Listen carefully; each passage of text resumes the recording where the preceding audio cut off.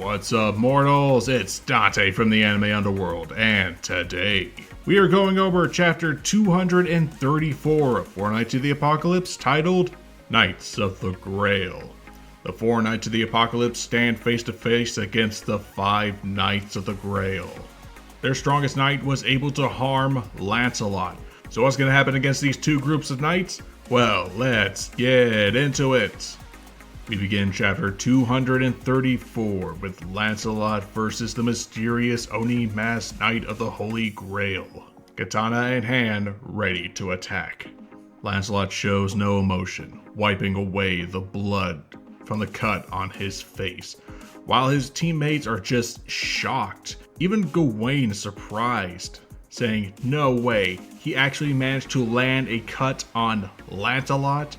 Freaking Lancelot actually got hurt. The mysterious Oni masked opponent, still on the defensive, mocks the god of war, saying, "Lancelot, is it? Stooping so low enough to steal the man's name too? How brazen can you even get?" So wait, you know the name of another guy named Lancelot, but this Lancelot is just not having it. He smirks with a wicked grin as an aura of power erupts from him. Say that one more time. I dare you, kid, say it. The Knights of the Grail stand in complete shock of Lancelot's complete and masterful aura of war and destruction. But someone else has a completely different reaction. They're laughing? Yeah, it's not the Knights of the Grail, but rather the Knight of Death, Percival, who looks very out of it, like he's both stoned and drunk at the same time. His eyes are spinning around while saying, I assume with a drunken slur, "This all got so exciting out of nowhere. It's like my whole world is spinning." Well, something's spinning. Gawain is rightfully shocked and surprised, asking, "Whoa, what's up?" But the Knight of Death, high as a kite, says, "What's up? This is." Turns out what up is actually down, as Percival just lands face first right into the ground and ass up, much to the apparent shock of his opponent, the Dragon Helmet Knight, wondering just what the heck is going on here. Deciding that this was the perfect opportunity, Lancelot tells his comrade, "Good timing there, Percival," and in the blink of an eye completely disappears. I wonder where he went. Don't know where he went, but he loudly shouted to his other comrades, "Grab Percival, we're getting out of here." You heard the man, save the Knight of Death.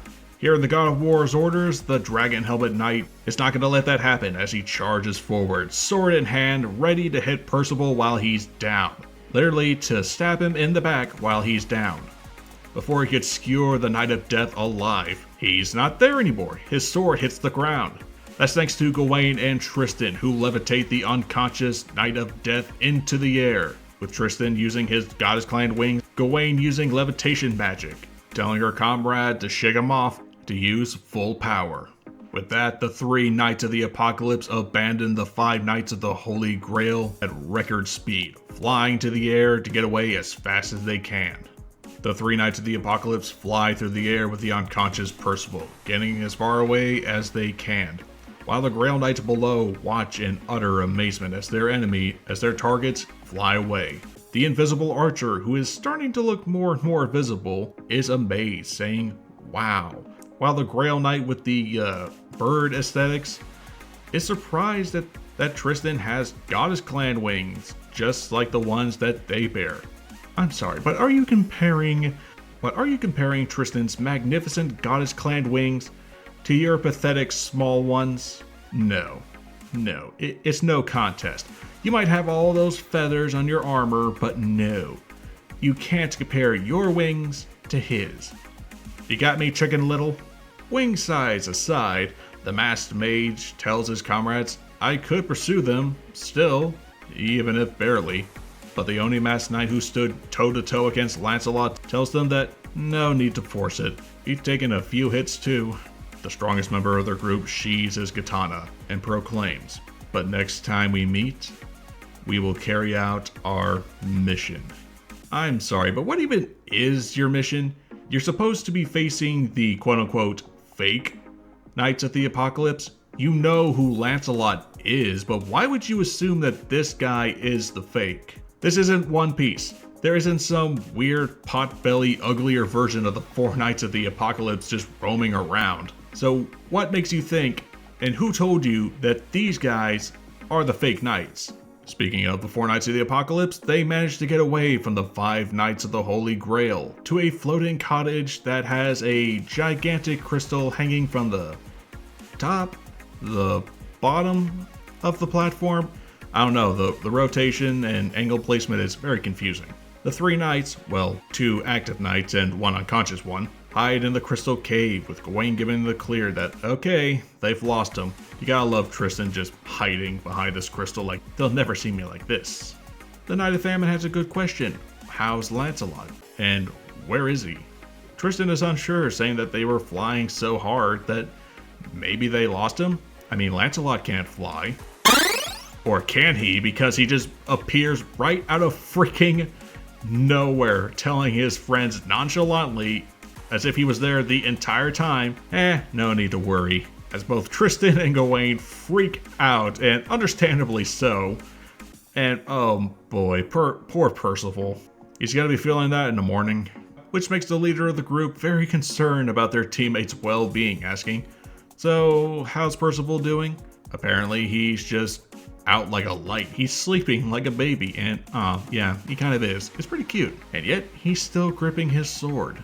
But what caused the Knight of Death to start acting a little loopy? Well, Gawain says that he sustained a cut on his head when they got jumped. And that was from a poisoned arrow. So that archer was shooting something special. But luckily for them, the Knight of Pestilence is amazing at curing poisons, after using Purify Star to heal up Percival. The Knight of Death is wide awake again, wondering where the heck they are, but he does admit that that was a very nice nap.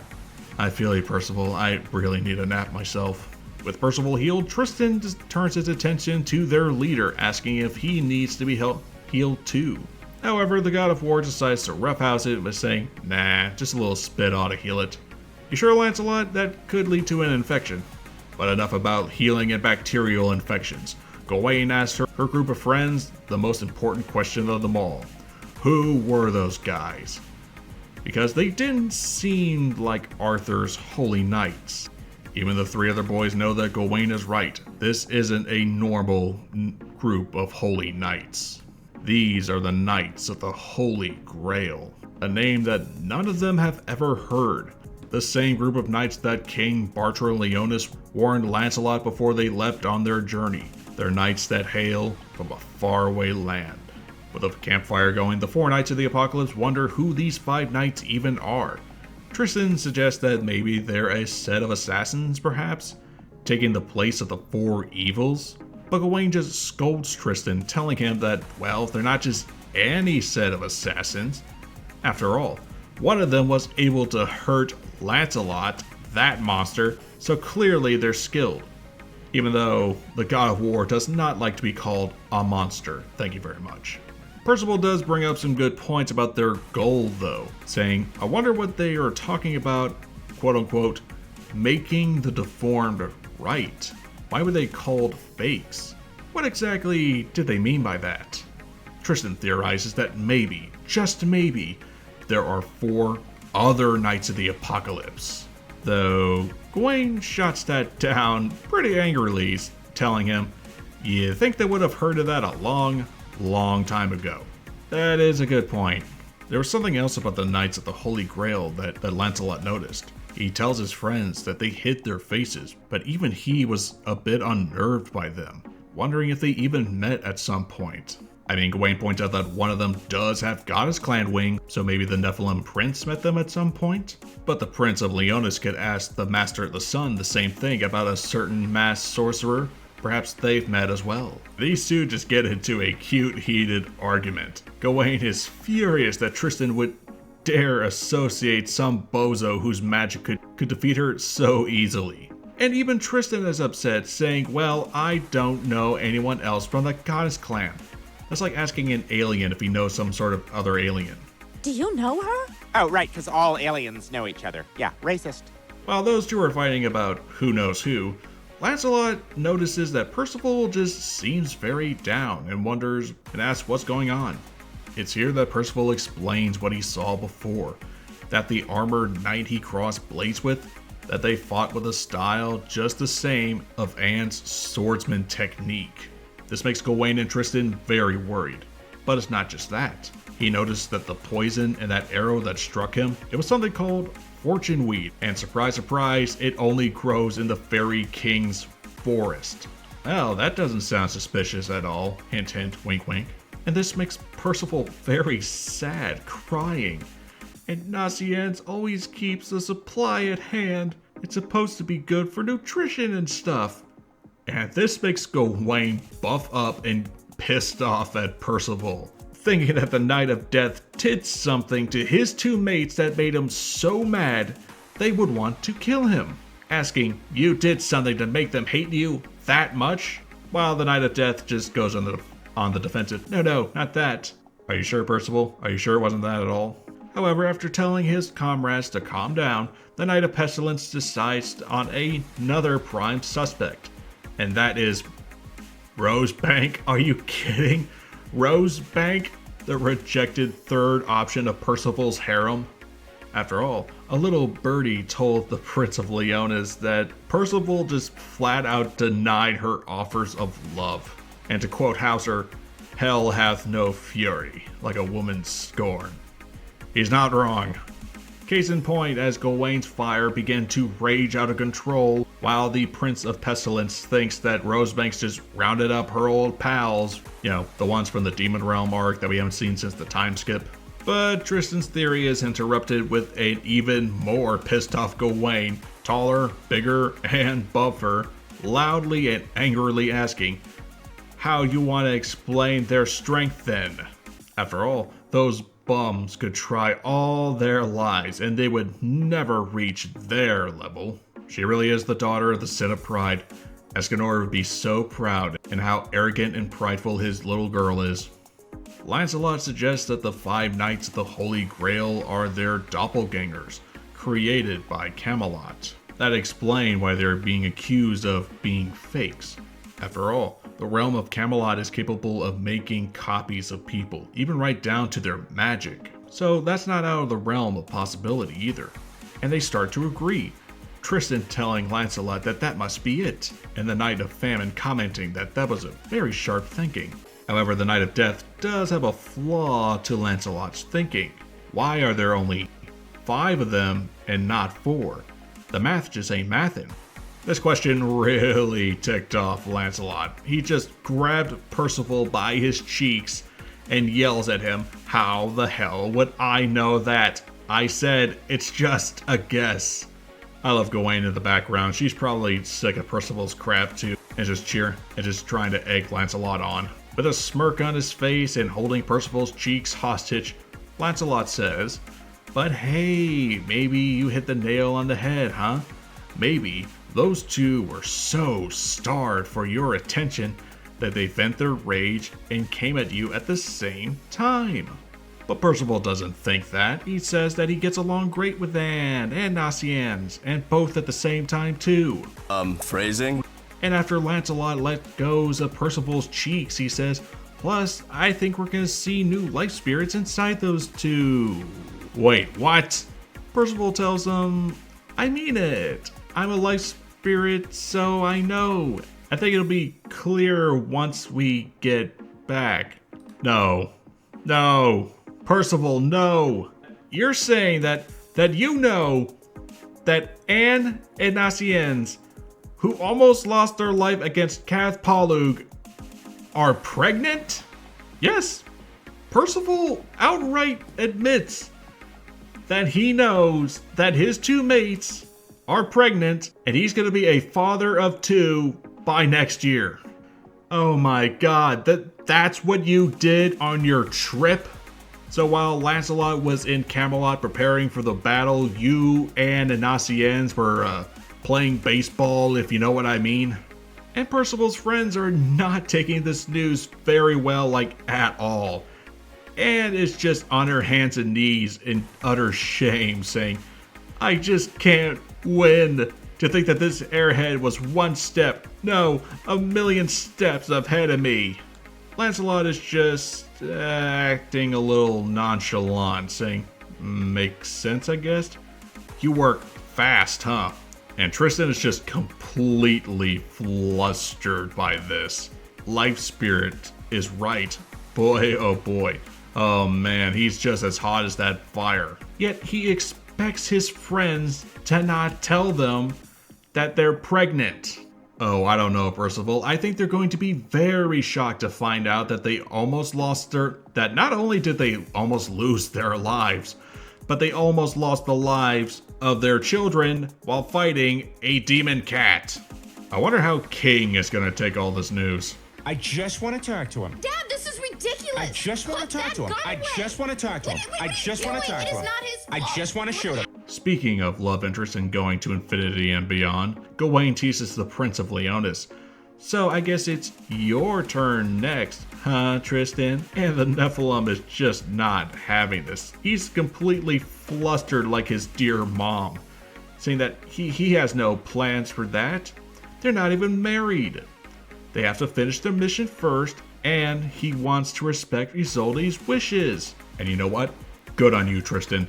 Good for you to hold out until marriage, unlike your spirit friend here.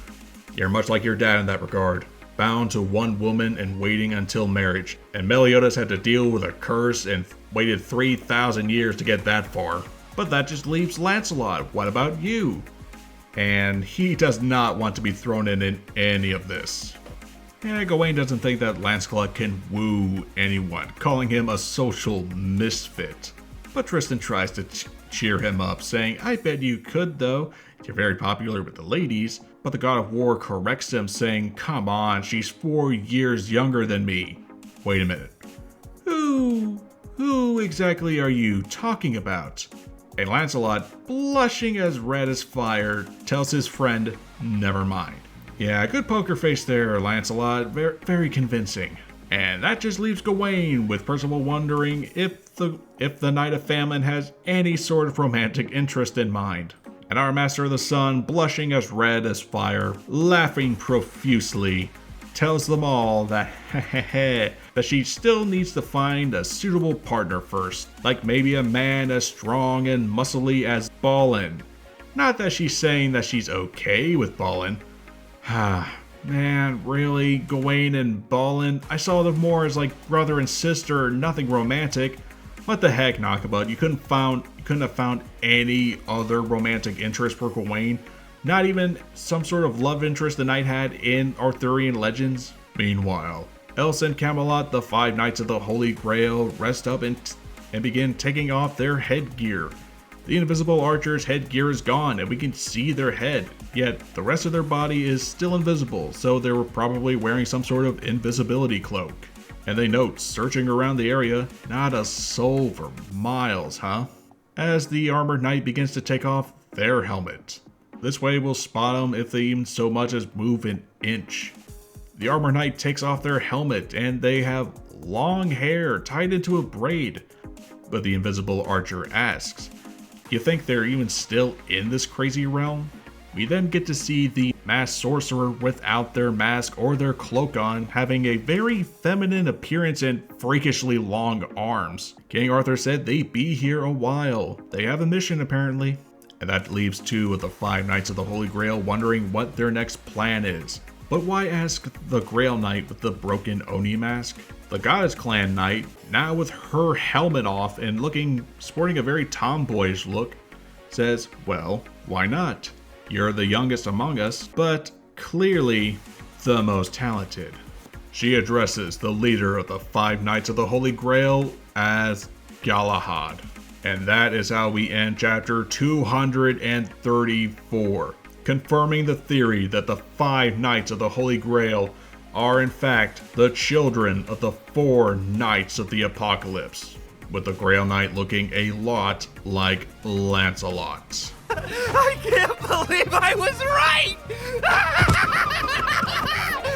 Okay, this basically confirms the theory that I and other people on the internet have had, that the 5 Knights of the Holy Grail are somehow the future children of the four knights of the apocalypse. I mean, look at Galahad.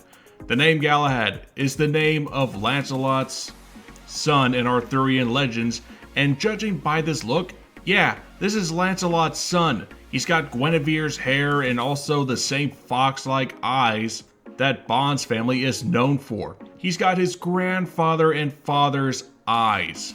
Hey, look at the other Grail Knights. Without the invisibility cloak, the Archer Knight looks a lot similar to Nacien's. They even have the same dark hair and they know about fairy poisons. Then there's the Armored Knight, who I'm guessing is male and has Anne's blue hair and uses the same fighting style. With Percival confirming that Anne and Nacien's are pregnant, yeah, these are Percival's kids. And Anne's kid tried to kill her own father. Even Tristan's future daughter, she tried to also kill Tristan, and she almost did if not for Gawain. Finally, there is the masked sorcerer, and without the mask on, that sorcerer is apparently a sorceress. Maybe? I don't know. And what the heck is with the freaky long arms? Why does Gawain's kid have them? There are so many questions about the next generation of the current new generation. But what do you think is going to happen in chapter 235? If you love 7 Deadly Sins and Four Knights of the Apocalypse material, hit that like button. Subscribe to the channel for more 7 Deadly Sins and Four Knights of the Apocalypse material coming your way very soon. And comment down below about what you thought about this video, what could be improved, and what are you excited for next week. This has been Dante from the Anime Underworld, and I'll see you mortals later.